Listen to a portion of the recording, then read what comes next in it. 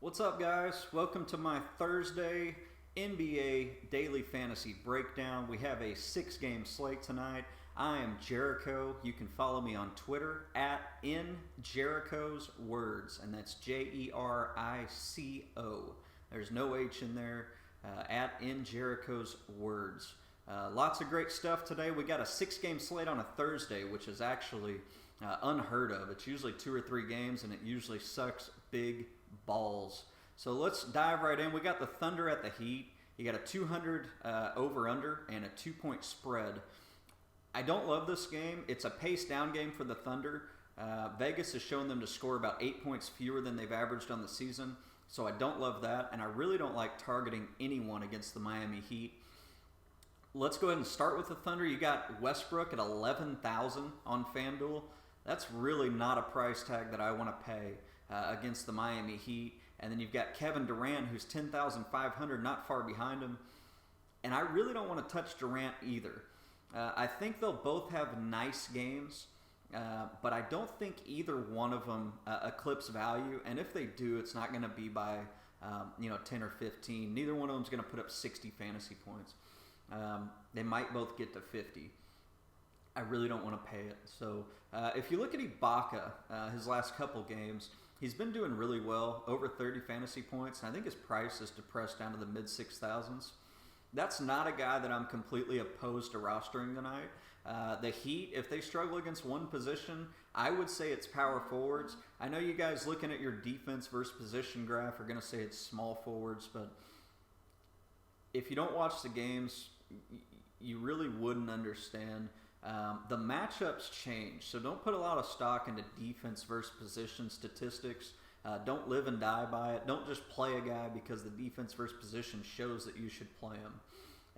Winslow, for instance, guards 4 positions on the floor. I've seen him guard power forwards. I've seen him guard shooting guards. I've even seen him guard point guards. So that puts other guys on small forwards, which is probably why the small forward statistic is up.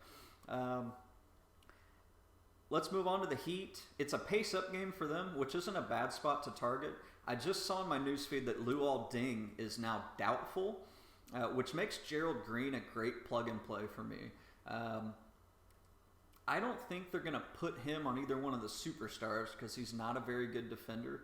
I could be wrong in that, but Winslow will get a lot of minutes. And Wade still, he's not going to break, 35, 40 minutes very often, and I don't think this is the game that's going to happen. So I think Gerald Green's worth a really long look, especially at FanDuel where he's under 4,000 still. A lot of people might be off of him because of the dud last game, but even his dud, he had, 17 fantasy points? So don't overlook Gerald Green, and don't just plug him in because it seems like a good idea. We really need to evaluate it. Against the Thunder with a 2-point spread, there's a good chance that they end up going with Winslow and not playing Gerald Green a large amount of minutes. But with that being said, against the Thunder and whoever's guarding him at shooting guard, he could have a nice night. So moving on to Dragic. Too expensive, not enough production. The guy doesn't fill the stat sheet. He sucks. I don't know why he's their starting point guard. I would put Tyler Johnson in if I were Spoelstra, but I'm not Eric Spoelstra, thank God. Winslow, under 4K. He's going to see extra minutes in this game, so I don't hate that play.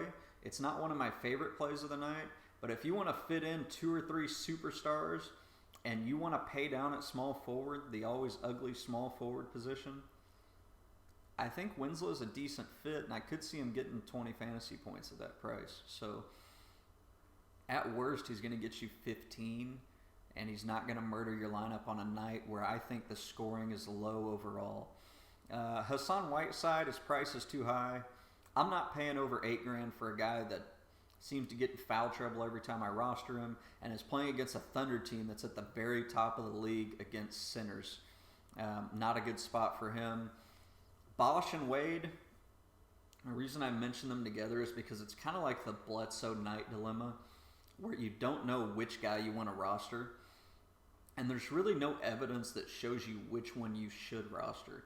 On any given night, it's either going to be Bosh or Wade that have a decent night, and the other one's usually going to flop. Their GPP only plays for me tonight, even though one of them could go off, and Wade usually shows up in games against high-profile teams like the Thunder. I just can't trust it in cash. Wade, probably one of my favorite tournament plays of the night, though, with that being said.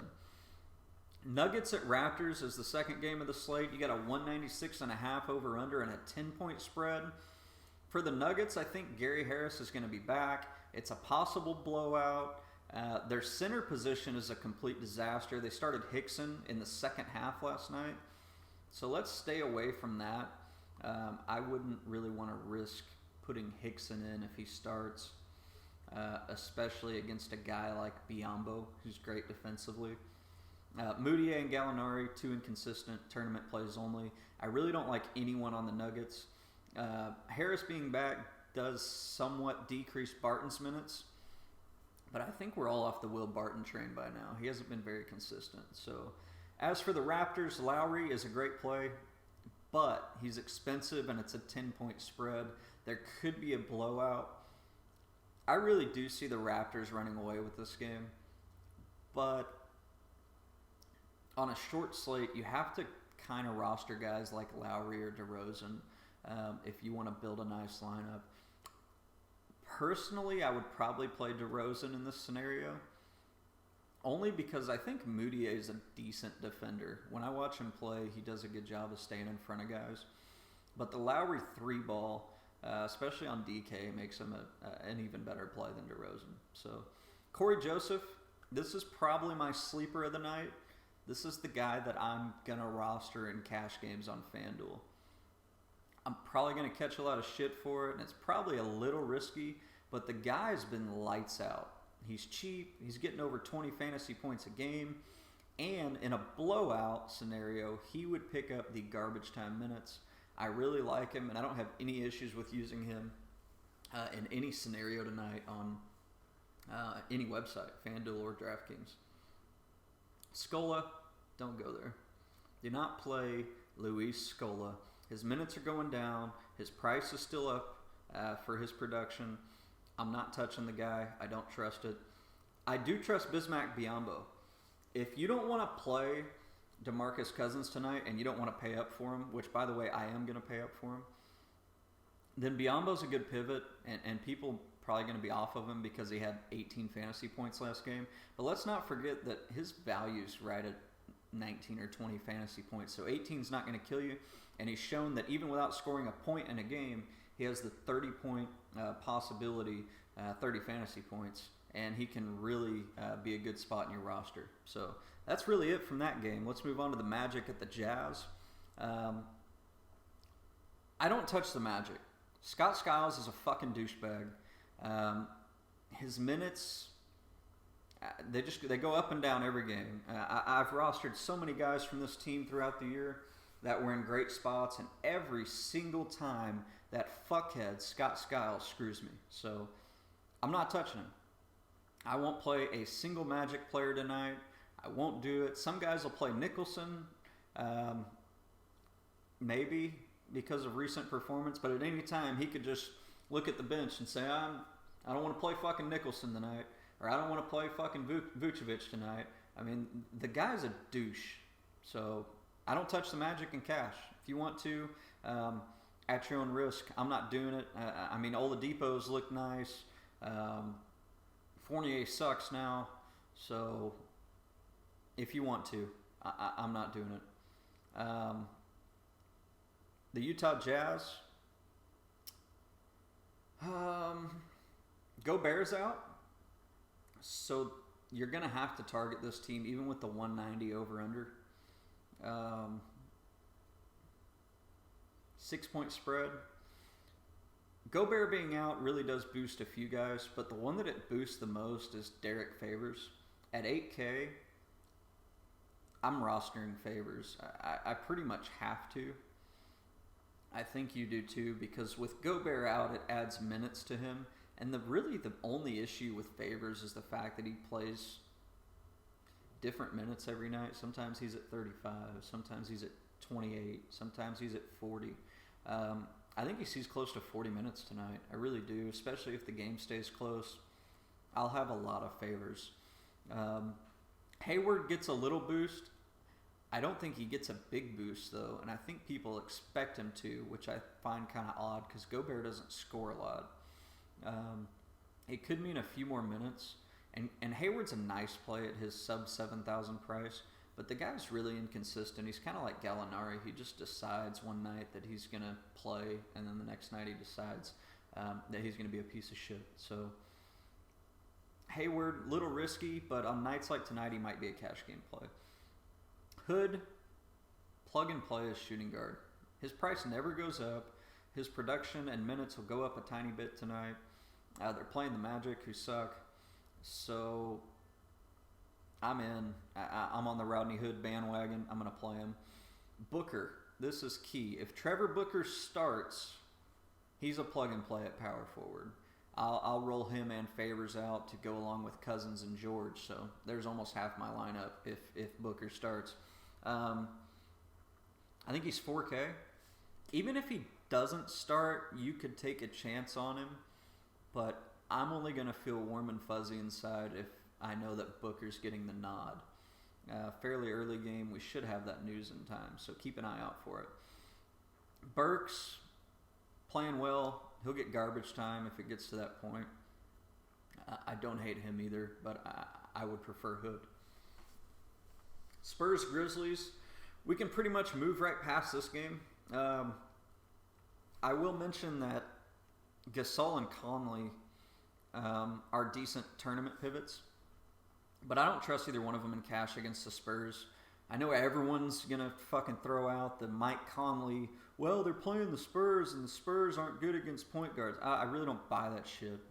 I really don't. I mean, so many people target point guards against the Spurs.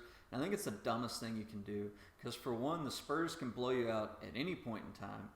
And two, just because Tony Parker's a bad defender doesn't mean the rest of the team doesn't know how to play team defense. I don't love Conley. I don't love Gasol. I don't love Randolph.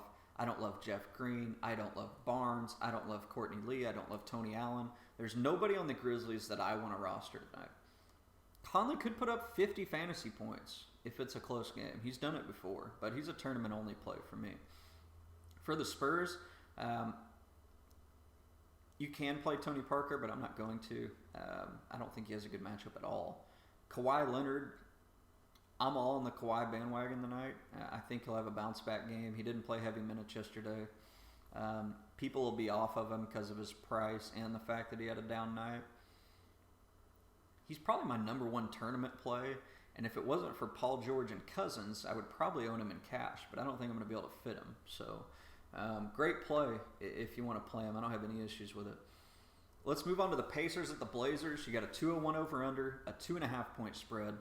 I'm hoping Myers Leonard enters the starting lineup, and if he does, I'm probably going to roster him. It's either Leonard or Booker. One of those guys should start, if not both. If they both start, I'd probably give a slight edge to Booker because he fills the stat sheet. Plumlee, not enough minutes. Price is too high. Not going to touch him. McCollum, not touching him. He's not hitting value. I don't like him. All he does is shoot. Lillard, I don't like Lillard tonight. I really don't like targeting anyone against the Pacers. Some people found out yesterday when they played Blake Griffin that you just don't want to target people against the Pacers this year. Their defense is outstanding, and especially at the point guard position with George Hill, I don't want to touch Lillard. As for the Pacers, Hill's a decent cash play if you want to go that route, if you need to fit someone in around that price range. Mahimi, I like Mahimi just as much as Biyombo. Mahimi a little more expensive, but also a little more consistent. So if you don't want to go Cousins, I suggest Mahimi and Biyombo. Paul George, he's a lock. The guy's probably the most consistent player all year. Even at 10,000, I'm playing him. I'm plugging in George in every single lineup. I did it last night. It paid off big. I've done it all year. I'm not fading him until he's over 10.5 probably, and even then, I'll look at him. Miles and Stuckey, those are tournament-only plays. Don't touch either one of those guys in cash. Celtics at Kings.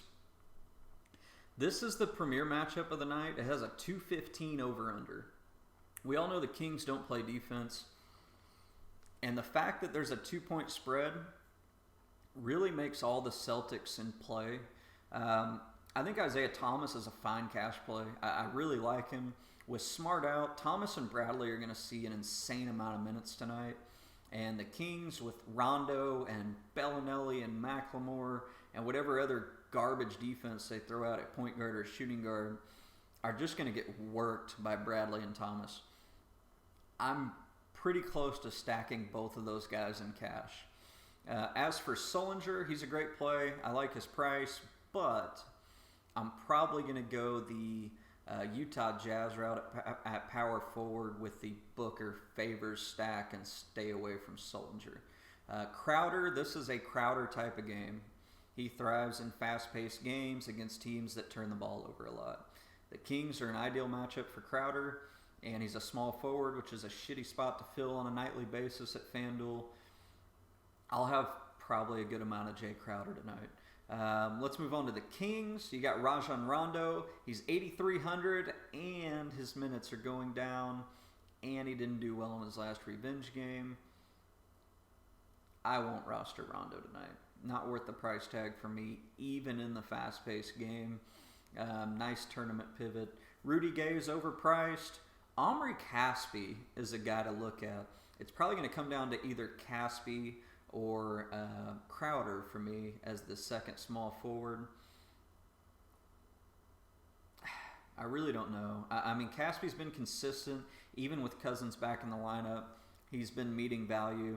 Crowder obviously has the higher upside, but Crowder's also more expensive. So it's really going to come down to who fits in my lineup, and it should for you too. I mean, they're really similar plays. I think Crowder's a little safer, though. DeMarcus Cousins, the guy's a lock.